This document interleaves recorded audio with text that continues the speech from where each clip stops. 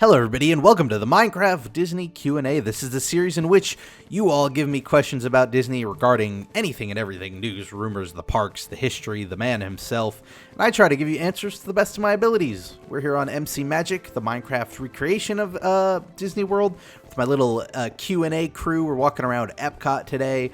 We're going to answer a couple of questions. We've got some good ones here. And let's kick it off with a multi-part question. It comes from RCT3 is Epic, fan of Roller Coaster Tycoon. It's got three questions. One, what would you think of Rock and Roller Coaster if it was changed to fit to Daft Punk? Think that'd be a great idea. Two, have you heard of the whole Deadmau5 versus Disney thing? If so, whose side are you on?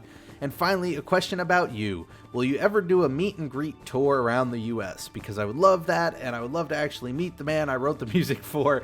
And I also feel a lot of your subscribers would like to see you in person. Thanks, and have a magical week. So, let's do these one at a time. Deadmau5 versus Disney. Yep, I've heard about it. I don't pick sides on something like this. I think it's a little unfortunate, but I think it requires a little explanation. So Deadmau5 is the popular musician. His iconic look is that he's got this giant foam mouse head that in a silhouette form can very much resemble the Mickey Mouse silhouette. There hasn't been a big hubbub about this, even though he's been around for quite a while, and so has Disney. But the story behind this is that essentially Deadmau5 and his company tried to trademark that look, the mouse head, and Disney filed an opposition to that, and Deadmau5 got super angry about it. Here's the thing. So then what happened is Disney had offered before that for Deadmau5 to remix the Star Wars theme for one of their series on Disney XD. I assume it would have been Clone Wars or Rebels. And that sort of has fallen apart because of this. And then Disney had put up a video that featured one of Deadmau5's songs, and Deadmau5 basically went on Twitter and threatened, and he was like, lawyer up. And Disney pulled the video down, and they're claiming that they licensed the music properly and legally, and so there's sort of like this legal back and forth. And so people are taking sides. There are people who are hating on Disney for being the big mean company trying to stop this little musician. There are people taking Disney's side, saying that this musician's, making a big fuss about this. Here's the thing. One, Deadmau5 did totally sort of...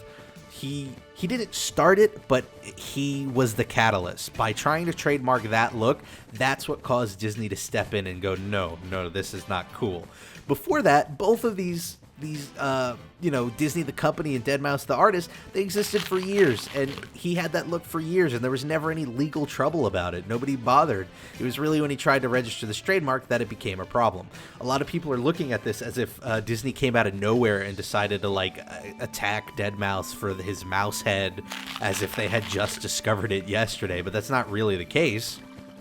I think him, threatening the legal action over the video online was probably just sort of an emotional reaction to everything that was going on.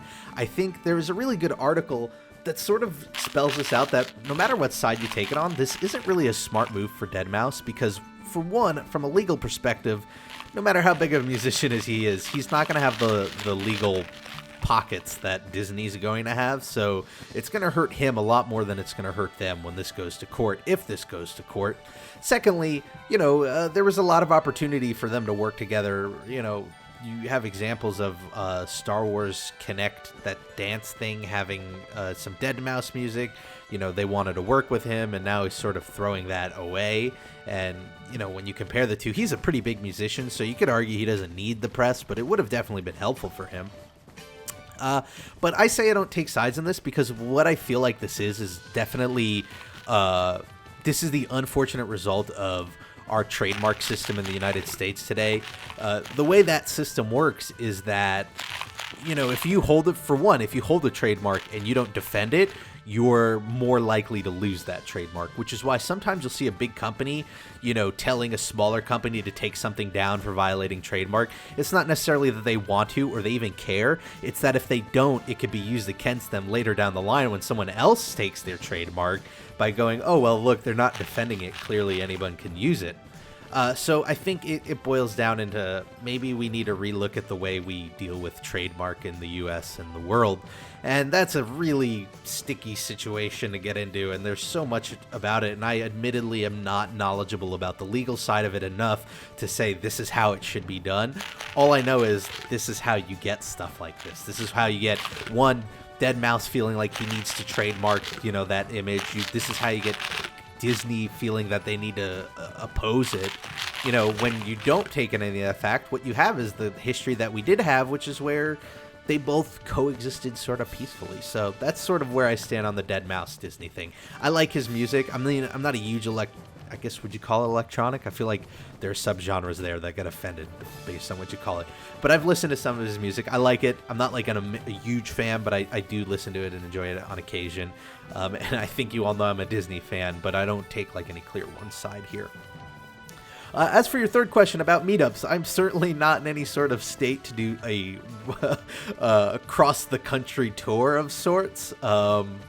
Right now, I'm at the point where I can tell you that I try to go to 1 or 2 conventions a year. I try to get to PAX East every year because it's my personal nerd mecca that I try to make to every March. I've been going since the very first one, and I haven't missed one yet. UCube is something that we've been told is going to happen next year, and I will totally go to that if it's in New York again. But I would love to get to the point where I could go to more conventions and do meetups there. I think that's the best place to do a sort of meetup. I think what you have is this sort of, spread on the internet. This isn't very Disney related, so I'll keep it short. But because of the internet, you have people who can enjoy YouTubers from across the world. So when you go to one specific place to do a meetup, even, if you... Unless you're like a PewDiePie who's got, 20 million subscribers, you take someone on a smaller scale, especially me who's on like a much smaller scale, and you put me in any random city, odds are there are only going to be a couple of people who know my channel, and then there probably, odds are even fewer of them would be willing to go to something like that. But, if I ever go to any sort of meetup like scenario, like a PAX East or a UCube or Minecon or VidCon or anything like that, I will definitely be broadcasting it on Twitter and stuff so it can meet up with fans, because that would be cool. Next question comes from Jay Walker, who asks, you said that if Tomorrowland does well, it could develop a franchise. If this were to happen, do you think they would take the approach of making more movies based on Tomorrowland or jump around to the different lands around the park? Which one of these would you like to see? Thanks and have a fantastic day. Well, if Tomorrowland does well, I think you'll see a Tomorrowland 2 and a Tomorrowland 3, but I don't think that means that's what they do instead of doing an Adventureland or in fact, I believe there were rumors of an Adventureland movie in the works, like as a comedy. Maybe I'm making that up in my head. But I sort of remember those rumors going around. I think Disney's a large enough company that if it does well, you could see both. There's no need for them to do one or the other. They could totally do all of them. I would like to see... I don't think you need a Fantasyland because that's all based on these properties that already have movies. I don't think a Liberty Square would be as interesting because it's got sort of a very specific... I would love to see a Haunted Mansion movie, but maybe not a Liberty Square movie. I think Adventureland would probably be the best bet. Adventureland or... Frontierland, I think they're working on a Frontierland, like a Big Thunder Mountain TV show, so you're going to kind of get that. So I would say Adventureland. I think that'd be very fun, like a very fun, lighthearted Jungle Cruise. Maybe it's a Jungle Cruise movie I was hearing rumors about.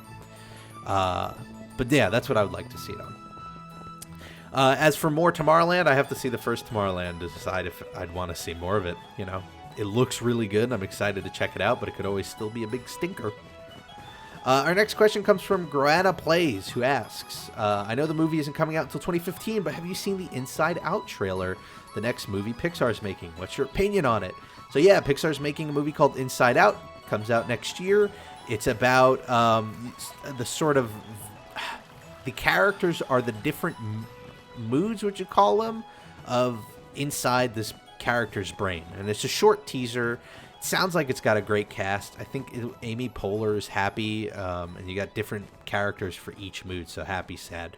Okay, one, it's Pixar, so I'm already going to give them the benefit of the doubt, right?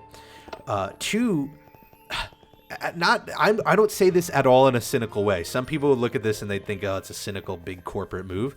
I think this movie is going to sell merchandise like crazy.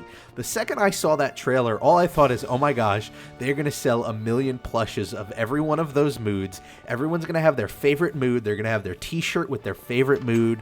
They're going to have, or they're going to just have every mood. They're going to have the little mood characters. They're going to add the mood playset to Disney Infinity with the different mood figurines. Like, they can do all of that, and they're probably going to do all of that. They're going to make $1 billion off of it. As long as the movie's fine and good, then I don't care if they capitalize on it and that means. I think we're all going to have our own favorite mood that we're going to relate to the most, and so I'm really excited to check it out. I think this could be the modern generation of, like, Snow White and the Seven Dwarves, where you had all the different dwarves out there, so I'm excited about it. And then finally this week, as we round out World Showcase, we have Daniel Burns asking 2 questions. 1, do you go to the New York Toy Fair? Some of the exclusives there are really cool. And 2, with the impending arrival of Avatar Land, do you think that the Animal Kingdom will become the world's biggest theme park? The only bigger one is one of the Six Flags parks that is about 10 acres larger than it. So for your, I'm actually probably going to disappoint you with both questions. For the first one, I've never heard of the New York Toy Fair, so I've never been, never even knew it existed. I'm going to have to look into it and see what it's all about. I'm going to assume toys and that it's in New York. As for the second, could it become, I mean, I don't know the specifics of the Avatar Land expansion in regards to how much they're expanding the borders and using what's already within the borders. That map might already sort of be there internally or leaked or whatever, and that would probably play a big part as to whether or not it'll make up those 10 acres to make it the largest in the world.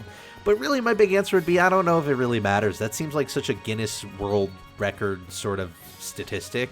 Like, I'd be more impressed with the most amount of attractions, or the quality of the attractions, or the amount of guests, which could be indicative to how popular and how good the park is. Those sort of metrics, I think, boil down to the quality of the park, whereas, like, the bigger one, well, you know, Animal Kingdom is the largest park in Walt Disney World, yet at the same time, it doesn't feel like it, right? Because, yes, physically it is the largest, but it doesn't have the most amount for a person to do there. It doesn't affect the guest. It isn't the largest to a guest in a figurative sense, right? Just a literal sense. And so it just goes to show you that that literal measurement, I don't think means as much as, you know, most attendance, which could say it's the most popular park and people love it the most. Anyway, great questions this week. Really glad you threw them all out there. If you have a question you want me to answer, feel free to leave it in the comments below, or you could tweet me at RobPlays, or you could let me know on Facebook or Instagram at RobPlaysThatGame. If you like these videos, you want to see more of them, all you have to do is hit that subscribe button, and you will get your Disney fix multiple times a week. I try to do many Q&As a week on top of all the other Disney stuff I do, the revisitings and the park history and the top 5s and you name it. And I want to thank my little Q&A crew here who are following me around.